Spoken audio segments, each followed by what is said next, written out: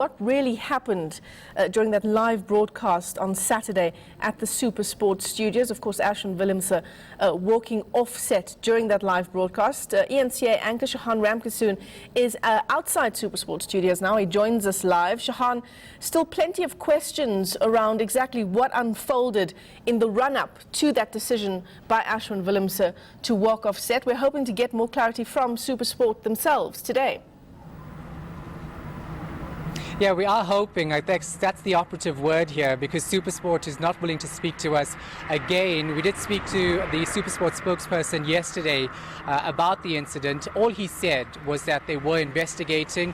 We are trying again today to get more information from the company, but they really are tight-lipped on this one. And of course, they are doing damage control, they would argue, because they're trying to deal with it behind the scenes and then come out with an official statement. We believe that all three men involved will be spoken to today by SuperSport management. They then, of course, will decide whether or not they want to speak to the media and South Africans who are largely outraged by this incident later on today, Michelle. Now, what's come out today, of course, is SA Rugby's statement. And for those who missed it, they are saying that they were surprised and concerned, just as the rest of the rugby community, by Saturday evening's events on that set.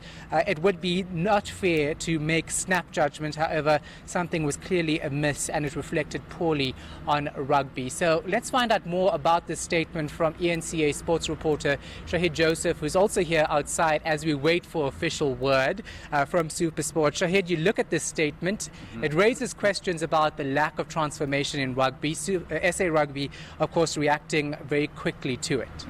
Yeah, they've obviously taken a neutral stance. I mean, SuperSport is a partner for SA Rugby. They do coverage on the Super Rugby Challenge, of course, Super Rugby internationally. There's the Gold Cup. There's various tournaments. So it's a good way for them to go about, not increasing the flames on the story. So taking a stance, as it were, and that's what they're doing in a very subtle way. They're saying we're concerned, but let's wait for the investigation to unfold.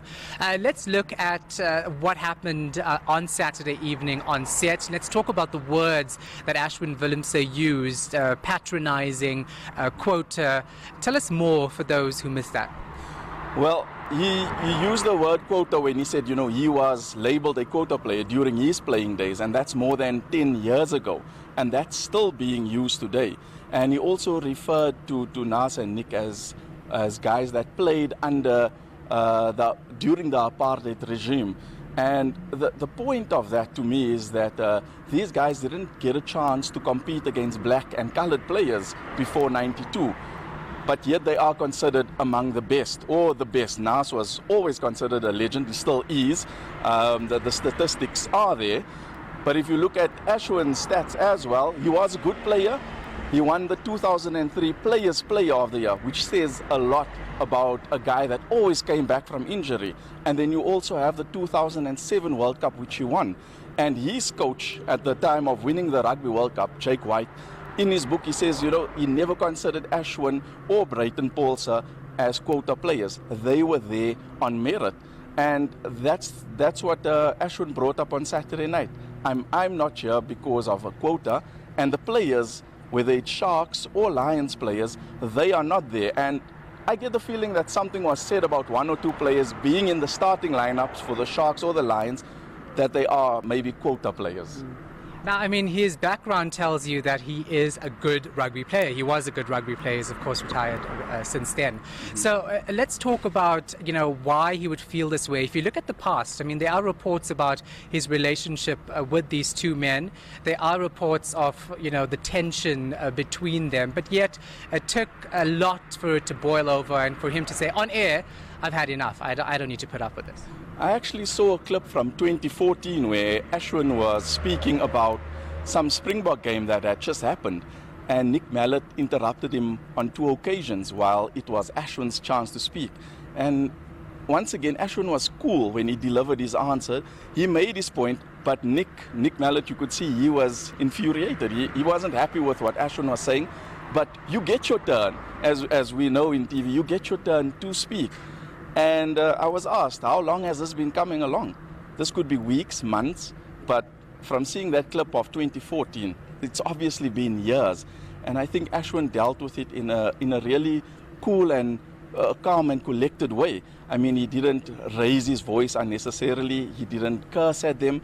And he walked off coolly. And the last point he said was, the people have to see this. And the point has been made by Aswin that there's something wrong here. And now we're waiting for responses from SA Rugby, from SuperSport, and of course the three gentlemen involved in this. I mean, I think he handled better than most people would have. Let's talk about the Sports Ministry's intervention. We know that the Minister is set to meet with SuperSport management, but issuing a really strongly worded statement on this incident. Yeah, they're calling for Nick Mallet and Naas Botha to be suspended during this investigation. We don't know if that's going to happen or if it even should happen. This is a SuperSport matter. You know, it's their employees, you know, have acted out there's something wrong with inside that studio. But at the same time, when you're speaking about quotas, when you're speaking about apartheid and rugby, yes, it does involve the Minister of Sport. It does involve SA Rugby. So it is a matter for them to get involved in, and it is a matter that they should take seriously, because racism in rugby, well, it never went away. Yeah. All right, thanks for that. Appreciate it. Shahied Joseph is ENCA's sports reporter outside SuperSport's studios here in Randburg, Johannesburg. Of course, Michelle, we're waiting for the answers to our questions about what's going on and what went wrong. Until we find it, we'll stay put right outside here in Randburg. Fantastic. Well,